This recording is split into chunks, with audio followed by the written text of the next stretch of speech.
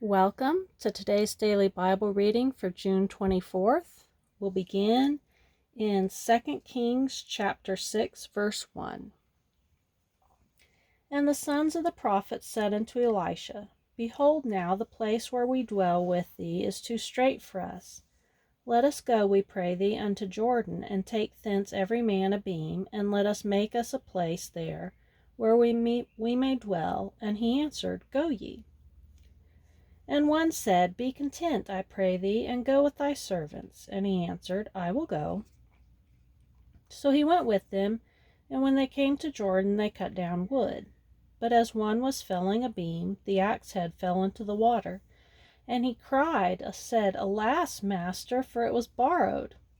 And the man of God said, Where fell it?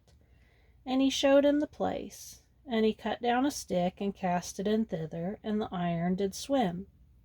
Therefore said he, Take it up to thee. And he put out his hand and took it. Then the king of Syria warred against Israel, and took counsel with his servants, saying, In such and such a place shall be my camp. And the man of God sent unto the king of Israel, saying, Beware that thou pass not such a place, for thither the Syrians are come down. And the king of Israel sent to the place which the man of God told him and warned him of, and saved himself there not once nor twice. Therefore the heart of the king of Syria was sore troubled for this thing, and he called his servants and said unto them, Will ye not show me which of us is for the king of Israel? And one of his servants said, None, my lord, O king, but Elisha the prophet that is in Israel telleth the king of Israel the words that thou speakest in thy bedchamber. And he said, Go and spy where he is, that I may send and fetch him. And it was told him, saying, Behold, he is in Dothan. Therefore sent he thither horses and chariots and a great host, and they came by night, and compassed the city about. And when the servant of the man of God was risen early and gone forth, behold, a host compassed the city both with horses and chariots. And his servant said unto him, Alas, my master, how shall we do? And he answered, Fear not, for they that be with us are more than they that be with them. And Elisha prayed and said, Lord, I pray thee, open his eyes, that he may see. And the Lord opened the eyes of the young man, and he saw, and behold, the mountain was full of horses and chariots of fire round about Elisha. And when they came down to him, Elisha prayed unto the Lord, and said, Smite this people, I pray thee, with blindness. And he smote them with blindness, according to the word of Elisha. And Elisha said unto them, This is not the way, neither is this the city. Follow me, and I will bring you to the man whom ye seek. But he led them to Samaria. And it came to pass, when they were come into Samaria, that Elisha said, Lord, open the eyes of these men, that they may see. And the Lord opened their eyes, and they saw, and behold, they were in the midst of Samaria. And the king of Israel said unto Elisha, when he saw them, My father, shall I smite them? Shall I smite them? And he answered, Thou shalt not smite them. Wouldest thou smite those whom thou hast taken captive with thy sword and with thy bow? Set bread and water before them, that they may eat and drink, and go to their master. And he prepared great provision for them, and when they had eaten and drunk, he sent them away, and they went to their master. So the bands of Syria came no more into the land of Israel. And it came to pass after this, that Benhadad king of Syria gathered all his host, and went up and besieged Samaria. And there was a great famine in Samaria. And behold, they besieged it, until an ass's head was sold for 80 pieces of silver, and the 4th part of a cab of dove's dung for 5 pieces of silver. And as the king of Israel was passing by upon the wall, there cried a woman unto him, saying, Help, my lord the king, O king. And he said, If the Lord do not help thee, whence shall I help thee? Out of the barn floor, or out of the winepress? And the king said unto her, What aileth thee? And she answered, This woman said unto me, Give thy son, that we may eat him today, and we will eat my son tomorrow. So we boiled my son, and did eat him. And I said unto her on the next day, Give thy son, that we may eat him, and she hath hid her son. And it came to pass, when the king heard the words of the woman, that he rent his clothes, and he passed by upon the wall, and the people looked, and behold, he had sackcloth within upon his flesh.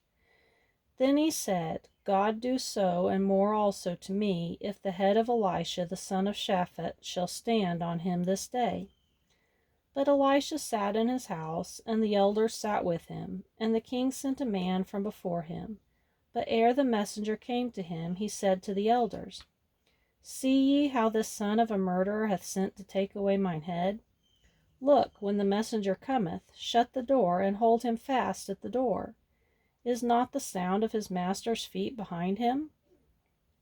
And while he yet talked with them, behold, the messenger came down unto him, and he said, Behold, this evil is of the Lord. What should I wait for the Lord any longer? Then Elisha said, Hear ye the word of the Lord. Thus saith the Lord, Tomorrow about this time shall a measure of fine flour be sold for a shekel, and 2 measures of barley for a shekel, in the gate of Samaria. Then a lord on whose hand the king leaned answered the man of God, and said, Behold, if the Lord would make windows in heaven, might this thing be? And he said, Behold, thou shalt see it with thine eyes, but shalt not eat thereof. And there were 4 leprous men at the entering in of the gate, and they said one to another, Why sit we here until we die? If we say, We will enter into the city, then the famine is in the city, and we shall die there. And if we sit still here, we die also. Now therefore come, and let us fall into the host of the Syrians. If they save us alive, we shall live, and if they kill us, we shall but die. And they rose up in the twilight to go into the camp of the Syrians. And when they were come to the uttermost part of the camp of Syria, behold, there was no man there. For the Lord had made the host of Syrians to hear a noise of chariots and a noise of horses, even the noise of a great host. And they said one to another, Lo, the king of Israel hath hired against us the kings of the Hittites and the kings of the Egyptians to come upon us. Wherefore they arose and fled in the twilight, and left their tents, and their horses, and their asses, even the camp as it was, and fled for their life. And when these lepers came to the uttermost part of the camp, they went into one tent, and did eat and drink, and carried thence silver and gold and raiment, and went and hid it, and came again, and entered into another tent, and carried thence also, and went and hid it. Then they said one to another, We do not well. This day is a day of good tidings, and we hold our peace. If we tarry till the morning light, some mischief will come upon us. Now therefore come, that we may go and tell the king's household. So they came and called unto the porter of the city, and they told them, saying, We came to the camp of the Syrians, and behold, there was no man there, neither voice of man, but horses tied, and asses tied, and the tents as they were. And he called the porters, and they told it to the king's house within. And the king arose in the night, and said unto his servants, I will not now show you what the Syrians have done to us. They know that we be hungry, and therefore they are gone out of the camp to hide themselves in the field, saying, When they come out of the city, we shall catch them alive, and get into the city. And one of his servants answered and said, Let some take, I pray thee, 5 of the horses that remain, which are left in the city. Behold, they are as all the multitude of Israel that are left in it. Behold, I say, they are even as all the multitude of the Israelites that are consumed. And let us send and see. They took therefore 2 chariot horses, and the king sent after the host of Syrians, saying, Go and see. And they went after them unto Jordan, and lo, all the way was full of garments and vessels which the Syrians had cast away in their haste. And the messengers returned and told the king.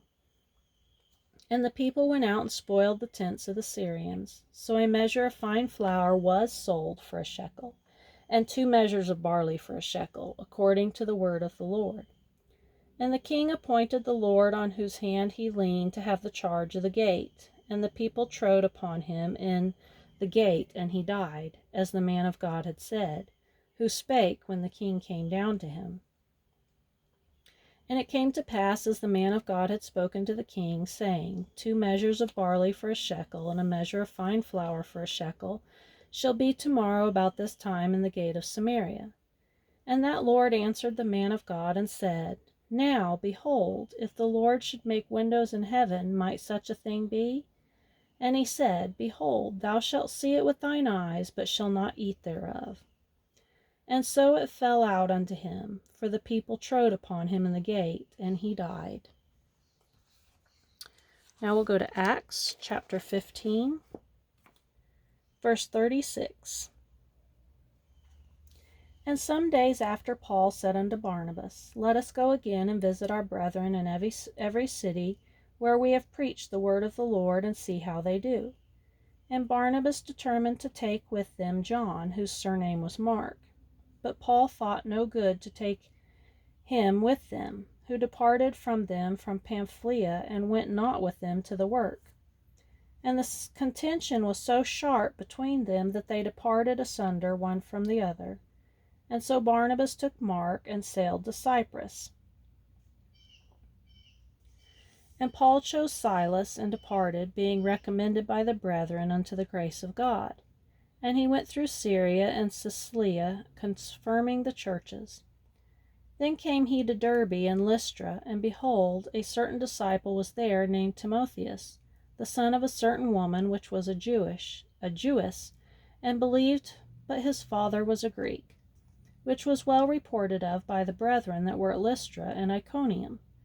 Him would Paul have to go forth with him, and took and circumcised him because of the Jews which were in those quarters, for they knew all that his father was a Greek. And as they went through the cities, they delivered them the decrees for to keep, that were ordained of the apostles and elders which were at Jerusalem. And so were the churches established in the faith, and increased in number daily. Now when they had gone throughout Phrygia and the region of Galatia, and were forbidden of the Holy Ghost to preach the word in Asia, after they were come to Mysia, they essayed to go into Bithynia, but the Spirit suffered them not. And they, passing by Mysia, came down to Troas. And a vision appeared to Paul in the night. There stood a man of Macedonia and prayed him, saying, Come over to Macedonia and help us. And after he had seen the vision, immediately he endeavored to go to Macedonia, assuredly gathering that the Lord had called us for to preach the gospel unto them. Therefore, loosing from Troas, we came with a straight course to Samothracia, and the next day to Neapolis, and from thence to Philippi, which is the chief city of that part of Macedonia, and a colony. And we were in that city abiding certain days. And on the Sabbath we went out of the city by a riverside, where prayer was wont to be made, and we sat down, and spake unto the woman which resorted thither. A certain woman named Lydia, a seller of purple, of the city of Thyatira, which worshipped God, heard us, whose heart the Lord opened, that she attended unto the things which were spoken of Paul. And when she was baptized, and her household, she besought us, saying, If ye have judged me to be faithful to the Lord, come into my house, and abide there. And she constrained us. Now we'll go to Psalm chapter 142, verse 1. I cried unto the Lord with my voice unto the Lord did I make my supplication. I poured out my complaint before him, I showed before him my trouble. When my spirit was overwhelmed within me, then thou knewest my path. In the way wherein I walked have they privily laid a snare for me. I looked on my right hand and beheld, but there was no man that would know me. Refuge failed me. No man cared for my soul. I cried unto thee, O Lord. I said, Thou art my refuge and my portion in the land of the living. Attend unto my cry, for I am brought very low. Deliver me from my persecutors, for they are stronger than I. Bring my soul out of prison, that I may praise thy name. The righteous shall compass me about, for thou shalt deal bountifully with me.